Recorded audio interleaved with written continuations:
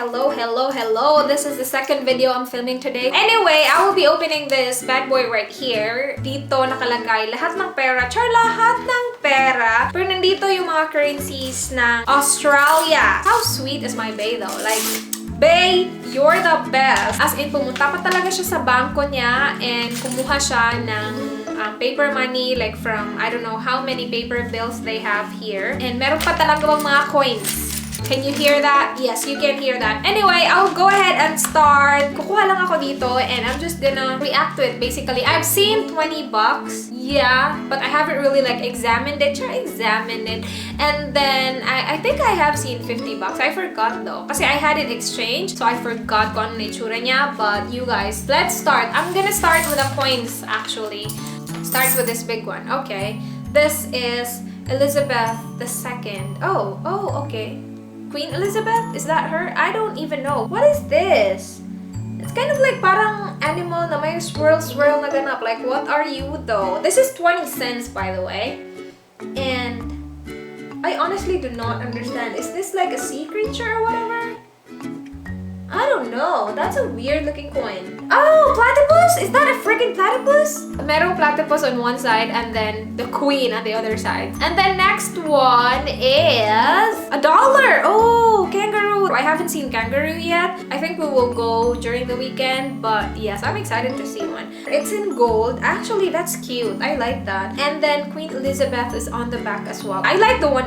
That's cool. Okay, this one is huge. This is 50 cents. There's like an animal. Oh, is it a kangaroo? And there's a parang I want to say ostrich, but I'm not sure if it's an ostrich. Nakatayo lang sila sa gilid nitong thing na to. Nandito na naman si Miss Elizabeth. Hello, Miss Elizabeth. Okay lang, malaki. Mas gusto ko pa rin yung $1. Hindi siya like completely round. So meron siyang parang ilang sides ba meron ika? 1, 2, 3, wait. 12 sides? Ano yung 12 sides? I don't even know. Next one is a small one. 10 cents. Hello, 10 cents. It's not a snake. It looks like a snake. Oh, it's a bird? Is it a bird? Guys, I do not know. And then at the back, same. Queen Elizabeth. 10 cents. Not bad at all. Next one is 2 cents. Oh, no, not 2 cents. $2. Who has 2 freaking cents? My bad. $2. I actually really like this. Parang palaki ng palaki yung currency. Paliit na paliit yung coin. This is in gold as well. And there's a person na merong maraming buhok. Makakalurks. I like that. Parang hindi ko alam kung ano mas gusto ko yung $1 or $2. So siguro, I like the $2 better. Last coin! This is 5 cents. Okay. Koala! Or no, that's not a koala. What the F? So hindi ko alam kung ano yan. Just an animal chilling. Just an animal chilling. So that's the last coin. So I'm gonna pick one paper bill here. And ooh, $100. Money. Wow. I really like the see-through thingy. I think Hong Kong meron ganitong ganap yung $10 nila. By the way, speaking of Hong Kong, yung $10 ng Hong Kong though, so nice. If I remember it right. Is it $10 yung pink? Ang ganda ng money nila. Really green. And merong tao dito na hindi ko kilala. Parang isa sa mga national heroes sa Philippines. Yung mga ganong itsura nilang ganon. Melba. Who is Melba? Australian concert tour. Wow.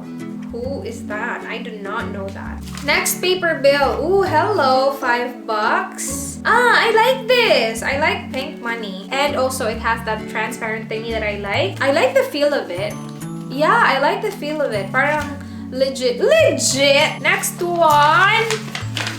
$10.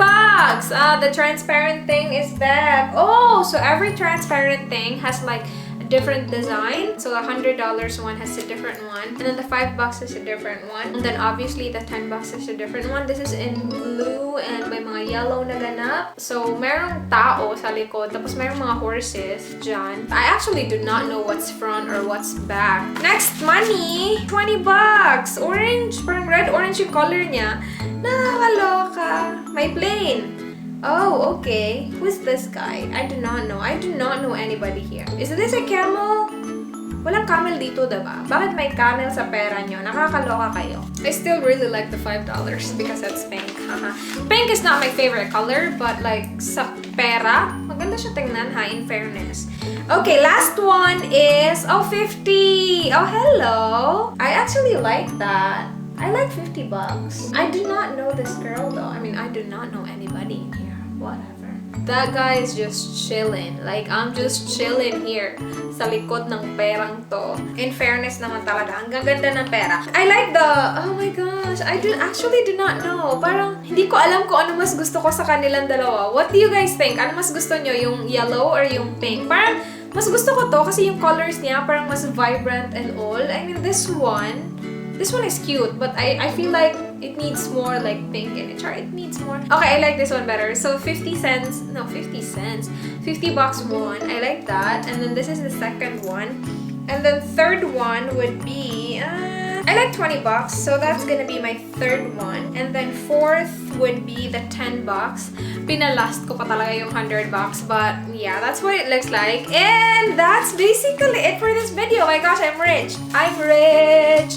Woo! Yes! That's it for this video, you guys. I'm planning to do more of like you know, Australia-related videos, like me trying Australian snacks and trying Australian food.